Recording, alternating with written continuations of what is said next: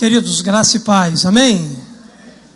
Muito bom estarmos aqui nessa manhã, numa manhã muito especial, onde nós estaremos celebrando a ceia do Senhor, um tempo memorial. Deus te abençoe, Cristo.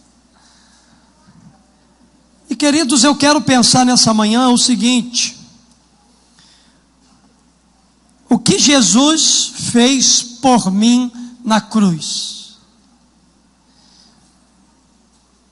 Ontem eu estava visitando um casal, à noite, a gente conversando sobre bastante coisa, a gente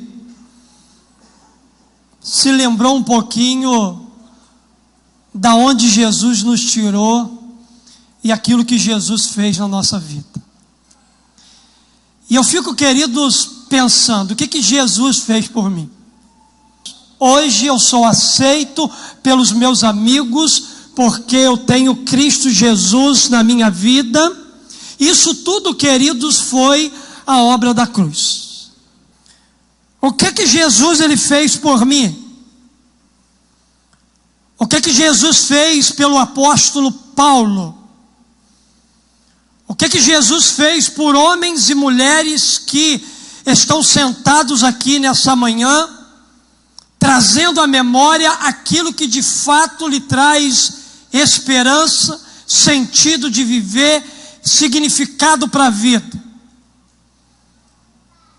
Todos nós recebemos aqui um papelzinho amarelo, e você, enquanto a gente ministra a palavra, você vai colocando nesse papel aquilo que o Espírito Santo for ministrando no seu coração, e no final dessa celebração nós vamos colocar esses papéis na cruz de Jesus.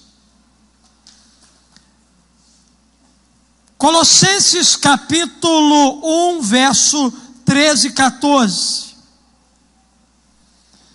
O apóstolo Paulo, no início dessa carta à igreja, aos crentes de Colossenses, ele começa essa carta agradecendo a Deus, a Jesus. E enquanto Paulo ele escreve essa carta àquela igreja, Paulo expressa em palavras exatamente a obra da cruz na vida dele. Paulo ele diz exatamente o que Jesus fez por ele na cruz do Calvário. Nos versos 13 e 14 de Colossenses capítulo 1, Paulo diz assim: Ele nos libertou do império das trevas e nos transportou para o reino do Filho do seu amor, no qual temos a redenção e a remissão de pecados. Em poucas palavras, o apóstolo Paulo, ele expressa exatamente aquilo que Jesus, ele fez na cruz do Calvário pela humanidade. Queridos, na verdade, a obra da cruz, a obra que Jesus realizou por nós no Calvário, é algo inquestionável. E o fato inquestionável da ação de Jesus por nós é o seguinte: a obra realizada por Cristo na cruz é a maior expressão do amor de Deus por nós. O mesmo apóstolo Paulo, escrevendo à igreja de Roma, aos romanos, o apóstolo Paulo, ele diz, ele declara que Deus ele prova o seu próprio amor para conosco, pelo fato de ter Cristo morrido por nós, sendo nós ainda pecadores.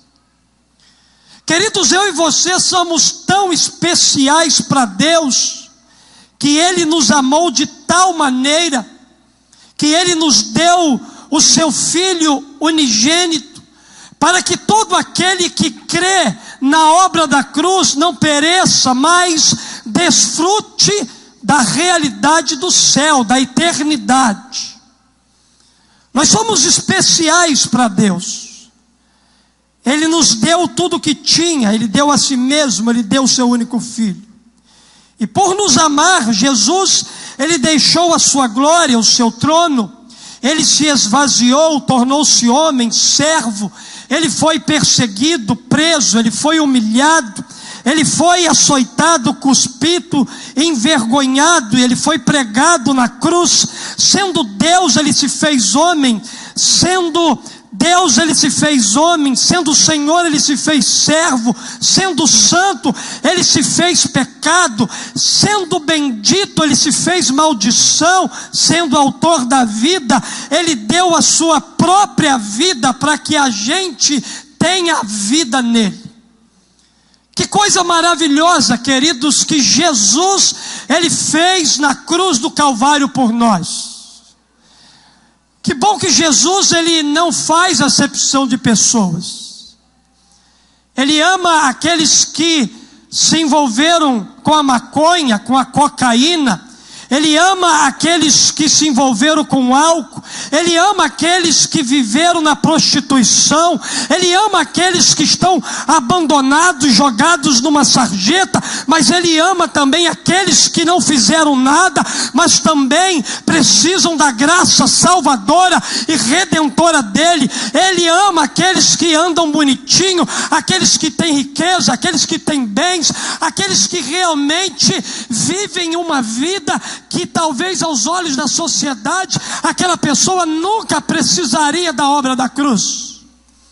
Na verdade, queridos, para Jesus, Ele não faz acepção de pessoas. Ele ama todos, e todos são alvo da sua graça e do seu amor. O que Jesus fez por mim? O apóstolo Paulo disse: Ele nos libertou do império das trevas e nos transportou para o reino do Filho do seu amor, no qual temos a redenção e a remissão de pecados. Olhando, queridos, para esses dois versos escritos pelo apóstolo Paulo aos Colossenses, a gente pode enxergar a obra de amor que Cristo realizou por nós na cruz do Calvário. Então, em primeiro lugar, foi na cruz que Ele nos libertou. Paulo diz aqui: Ele nos libertou do império das trevas. A primeira coisa que eu quero destacar aqui nessa manhã é exatamente essa ação libertadora que Jesus, ao morrer na cruz do Calvário, trouxe como benefício para cada um de nós. É interessante, queridos, que o verbo libertar significa salvar, libertar de algum tipo de servidão ou escravidão. O verbo libertar aqui também significa livrar do perigo. Já a palavra império significa autoridade e poder. Na verdade, queridos, o apóstolo Paulo, ele está afirmando que Deus, Ele nos libertou de um poder, de uma autoridade e do domínio de Satanás. Antes da obra da cruz, antes de reconhecer Jesus como nosso libertador, nós vivíamos debaixo de um jugo de escravidão.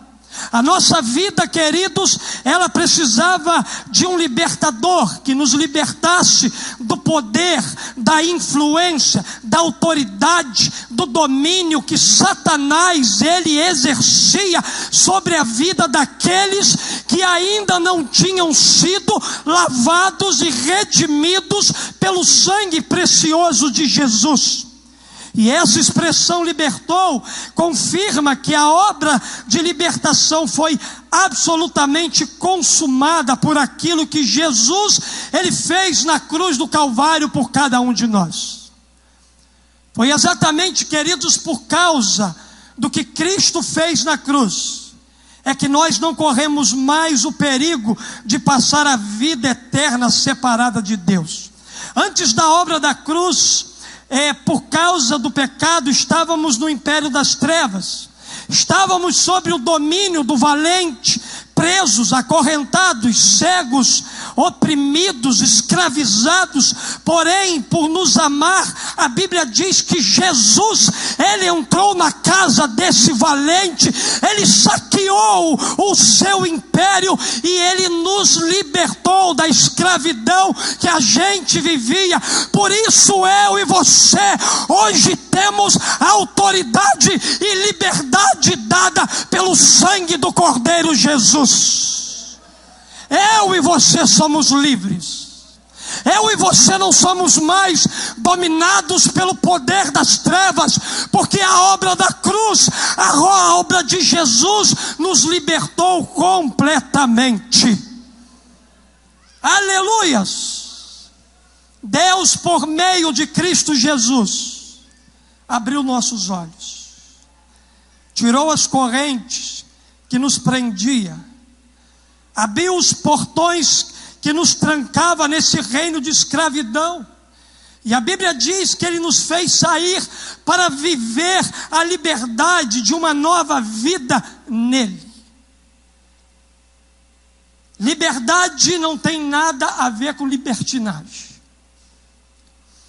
Você é livre, mas não para viver o seu modo de vida, mas para viver em Cristo Jesus a vida abundante que Ele te oferece. Por isso, queridos, o mesmo Paulo afirmou o seguinte: assim que se alguém está em Cristo, nova criatura é. As coisas velhas já passaram.